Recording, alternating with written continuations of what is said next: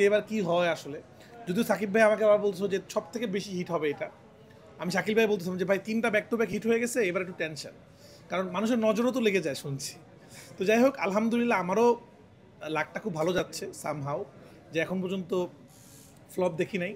তো হয়তো কোনো সময় হবে, তখন আপনারা সাপোর্ট করবেন। তো এটা হতেই পারে, যে কোনো সিনেমা, যে কোনো ডিরেক্টর, যে কোনো নায়ক, যে কোনো নায়িকা, যে কোনো প্রোডাকশন কোম্পানির কখনো হিট হবে, কখনো ফ্লপ হবে, এটাই পৃথিবীর নিয়ম।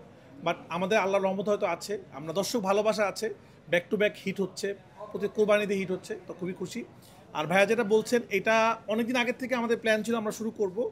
বাংলাদেশে এটা শুরু করতে পারছিলাম না, আমরা বারবারই বলছিলাম যে আমরা আসলে সিনেমাকে অন্য জায়গায় নিতে চাই। সেটা আমরা শুরু করেছি এবার, আমরা ইউনিভার্স ক্রিয়েট করার চেষ্টা করেছি, যেটা বাইরের দেশে অলরেডি আছে, আমাদের দেশে ছিল না। তা আমরা চেষ্টা করছি বাংলা সিনেমাকে একটু চেঞ্জ করার জন্য।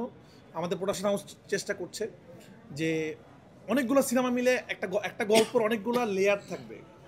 এই সিনেমাতে এই লেয়ারটা দেখবে, আরেকটা সিনেমাতে আরেকটা লেয়ার দেখবে, যেটা আমরা বলিউডের সিনেমাতে দেখি, যেটা আমরা হলিউডের সিনেমাতে দেখি।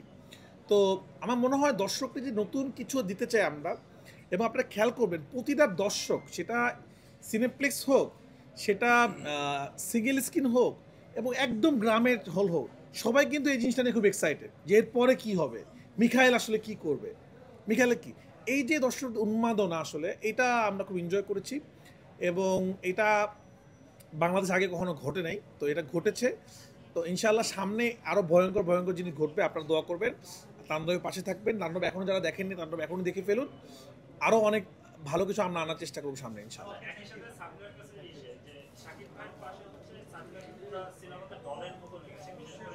গানটাতে এই জিনিসটা কমপ্লিমেন্ট কি পরিমাণ এসেছে?